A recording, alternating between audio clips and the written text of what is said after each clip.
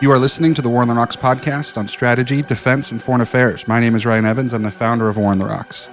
While I was in Vilnius at the Defending the Baltics conference, I hung out with my good friend, Lawrence Freedman, and we had a short conversation about the strategy in the war in Ukraine, both from the Russian and Ukrainian sides, and in particular focused on what I like to call the last stand problem, which is when should Ukraine decide to give up territory that it's slowly losing, and when should it stay and fight as much as possible? This is more of a dilemma as we discuss, and Laurie has this great post on his Substack, which is called Comment is Freed. And if you don't subscribe to it, frankly, you're a fool, so you should go subscribe to it right now and enjoy the conversation. Great to have you on the show again, my friend. Good to be with you. So you're working on another important piece of writing, and we touched on it yesterday in conversation here in Vilnius about this dilemma and problem, I think, in Ukrainian strategy of making last stands in perhaps the wrong places or perhaps not. You know, Bakhmut is one, probably the biggest example, and what we're seeing in Pokrovsk might prove to be the other. And we'd just like to get your thoughts or how you think about this. So I think the first thing is to accept it as a dilemma. It's not straightforward. One of the reasons it's not straightforward is when you're looking at what is effectively a retreat, to have an orderly retreat, actually you need time, you need to take the decision in a timely way, and when it's possible to move without being slaughtered as you move. And the Ukrainian thoughts go back to 2015 and Tel Aviv when they were caught. So they're aware of the issue. But of course, if you have got the time to get out and things are not so bad, but that's possible, then you may think there's still hope of holding on. So I think there's very complex calculations about, are you gaining more by staying, or are you risking a lot of alternative uses of the same forces? I mean, the trade-off seems to be buying more time against Russia and territory on one side and preservation of the force for perhaps more important uses in the other. So it seems to me the first question is, can we hold out? The second question is, even if you can, is this the best places for your forces to be? And that requires assessments of where else they might go, what else they need to do. And when Ukraine is short of forces, that's quite a pointed question. It's not at all easy. You then have to evaluate each sector according to its political significance. It may not matter if the Russians make some progress in one place. It may matter a lot. And one of the issues I think that you have with Pokrovsk is that Russia, with Gerasimov and Putin, has made a big thing about the imminent fall of Pokrovsk. So that adds to the temptation to the Ukrainians to deny it to them, because it's an embarrassment then. So you can see militarily this may not be the best use of all their people, but politically they may think it's significant. Mariupol, which was the first of these big battles, you don't get many saying now we should have left earlier, because the time it took for the Russians to take Mariupol, which is a place that was always going to go because of just... And this is the earliest part of the war. Right at the first weeks of the war. It bought the Ukrainians a lot of time. It opened up a lot of vulnerabilities. The importance of Bakhmut wasn't the initial defense. It was when it was clear from about March 23 that its days were numbered. And holding on for weeks, indeed months afterwards, it hurt the Russians because indeed it led to the Prigozhin mutiny in the end. But those troops really could have been used more effectively. And those were some of Ukraine's most experienced troops at the time. Most experienced, battle-hardened troops. And what it meant was the counter-offensive was run by fresh and inexperienced troops. And that was a blow from which arguably the Ukrainian army hasn't yet quite recovered. Yeah, they haven't since had offensive potential. They managed Kursk, but it's been limited and only opportunistic. That's why I think people come back to Bakhmut as an example where you are using up valuable forces and there really was something else better for them to do. The issue at the moment with Pokrovsk is you are using, they've sent in reserves which are capable and causing quite a bit of attrition of Russian forces, seem to have held up, at least for the moment, the taking of Pokrovsk. But there's other places where the Russians are pushing forward as well. Could there be more use then? And in particular, if you leave it too late, and I think this is always the worry, if the Russians complete the envelopment of Pokrovsk, which they haven't done yet, but if they did, then you really could lose quite a lot. And it also concerns me, from what we're reading in reports at least, the kinds of troops that are being sent in to continue to challenge the Russians in Pokrovsk. We've seen the insertion of special operations units, helicopter insertions, and it's hard for me to understand from afar exactly how they're being used, but whenever I see special operations forces just being used as elite infantry, that concerns me because I don't think that's their best use, and these are highly trained, finite operators. So there's a problem using your special forces for that purpose to augment elite assault troops. Their role, I think, was first to lead attacks on the Russian units that had already got in, but in particular to open up a logistics route, which is why they went in helicopter. So the problem for the Ukrainians is their tactical model recently has basically been trying to use as little infantry as possible. So you don't really have very many forward troops, and you've relied on drones instead. So essentially your forward troops are most spotters, and then you're relying on the drone operators to take out the enemy. So the problem you've got now is Rubicon and much more efficient Russian drone operations has inhibited the Ukrainians. Fog and bad weather has also inhibited them. So actually you needed infantry. You needed some people on the ground if there was to be any hope of holding things up. So the test, whether or not special forces should have been used, the test is, first, are they hurting the Russians inside? Are they directing fire and so on? The answer appears to be at the moment yes, but we don't quite know what they're suffering in return. Have they kept open a corridor? The answer appears to be yes. They're taking advantage of bad weather as well. Whether it's sufficient, time will tell. You also have this question, which is, I think, is a really difficult one. So the line has been, really for the 2 years now of this latest Russian offensive, it's been going on that long. The attrition has been not one-sided in this Ukraine. Significant on both sides. Significant, but the Ukrainians have got less to lose. But the Russian losses have been significant and more disproportionate. Yes. So does that matter? And I think this is because you'll see a lot of commentary that just takes it for granted that the Russians have got almost an infinite supply of manpower. Now, I don't think they have. I think manpower issues will come back and bite the Russians at some point, and there's some reporting they're actually struggling with numbers even now in the current bit of the offensive. But once you assume that it really doesn't matter how many Russians you take out, more will come, then it's very hard to convince yourself that you should lose your own precious people for that purpose. So again, it's one of the trade-offs and a very, I think, a difficult assessment. Yes, I agree. And it's one of those things where we'll really only know if it was the right gambit in the future. And I think we have to be humble on this point. I mean, especially those of us who are well away from the front lines. And that's why I would hesitate to give advice to anybody about what they should do. What we can do is illuminate some of the trade-offs that the Ukrainian commanders do face. I mean, in the end, for 2 years, Russia has moved at an incremental but slow pace. I think in real time, it was not hard to judge that what Zelensky had decided to throw into Bakhmut, it was pretty, I don't think, a hard judgment call to know that that was a mistake at the time. Why is the Pokrovsk situation more complicated or different? I think it's less of a meat grinder. I mean, Bakhmut, when you read about the conditions of the defending troops who are just being battered, this is when the phrase meat grinder came in on both sides. So that it was a much costlier battle. Now, we're at a different stage of the war. You've got two, I would say, pretty exhausted armies, still pushing, but I don't think the numbers at stake are quite as great. Nonetheless, because Ukrainian manpower is scarce, you've still got to ask this question, is this the best use? I think what makes it different, it's not the strategic significance of Pokrovsk in a military sense anymore. Arguably, the Russians gained what they needed to gain when they stopped it being used as a logistic route, which they could, all they need to do is to threaten the main road. Which was months ago, yeah. Which was months ago.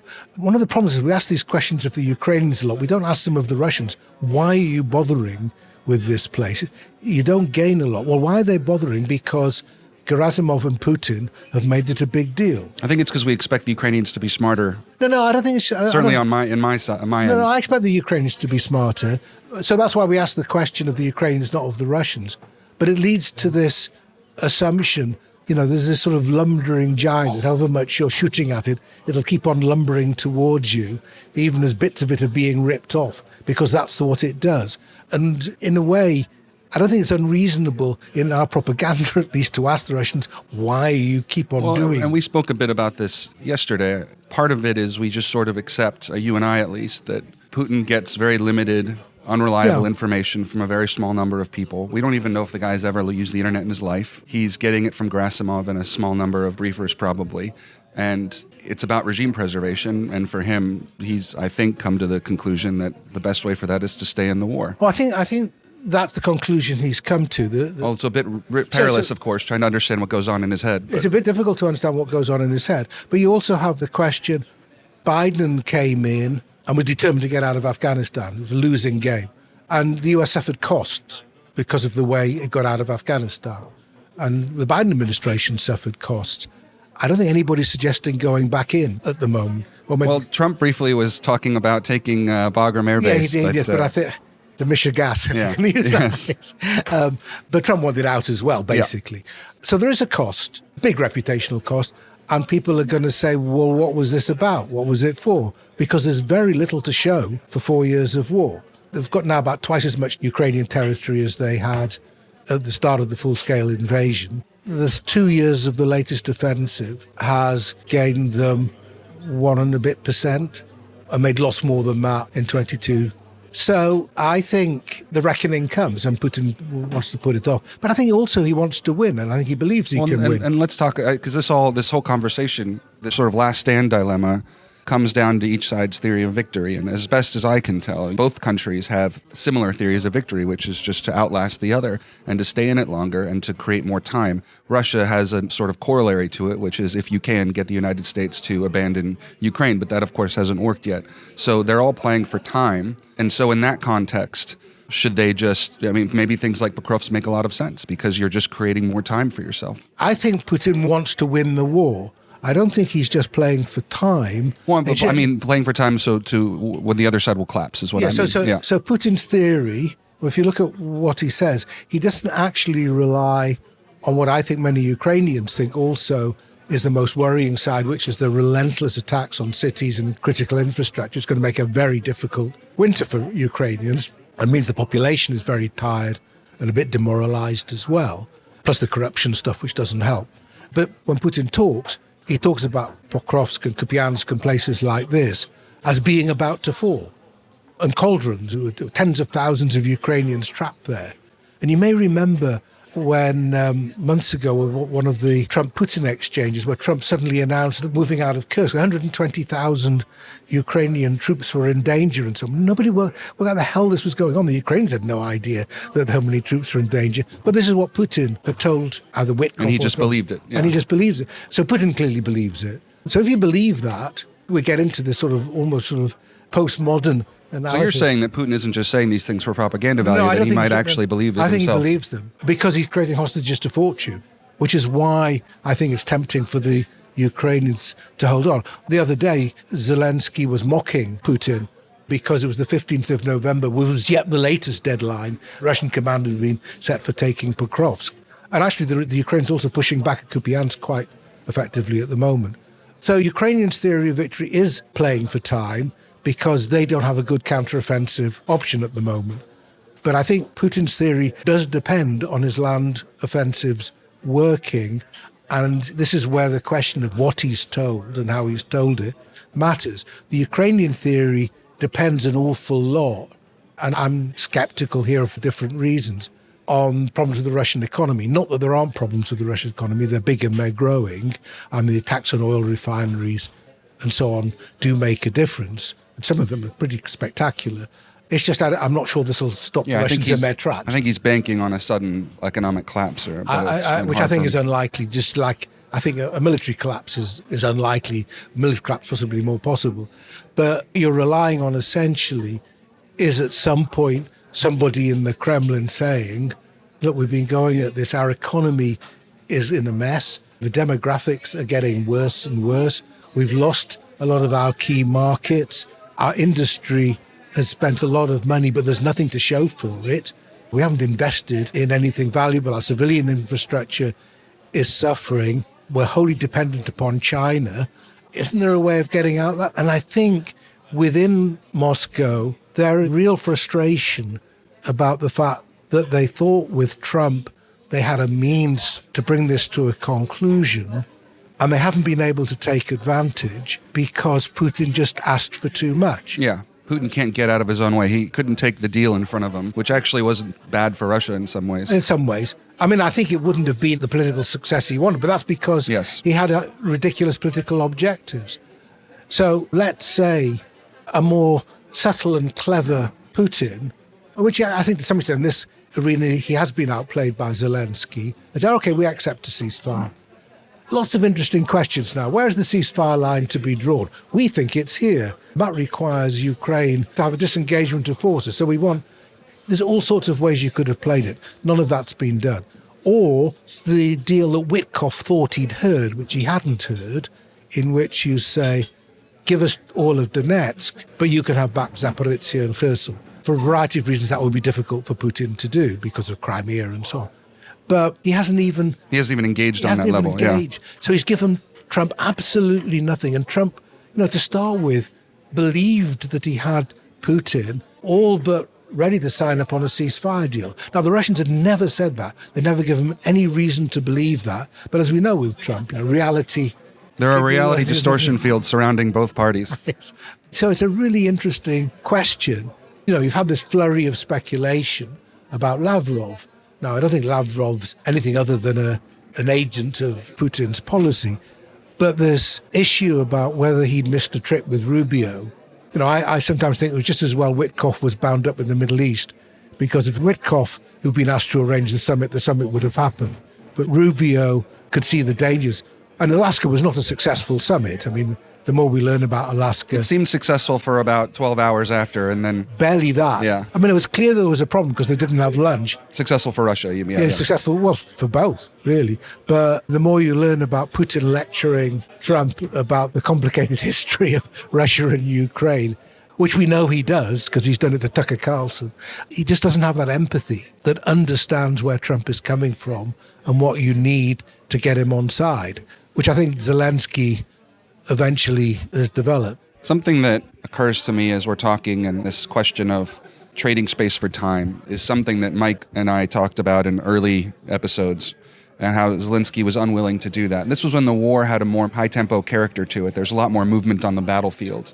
And I think that could have helped Ukraine to trade space for advantage, time, terrain in those circumstances. But you can argue that that's because this is really just a war of attrition right now, that actually not giving up space is critical. Do you think there's something to that? There's a problem for Zelensky in trading space. The difficulty is each city that you fight for gets destroyed in the process.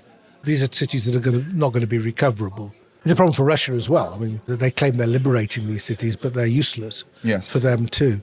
So it's painful to watch. And if it's your territory, I think it is hard. I don't think we should underestimate that.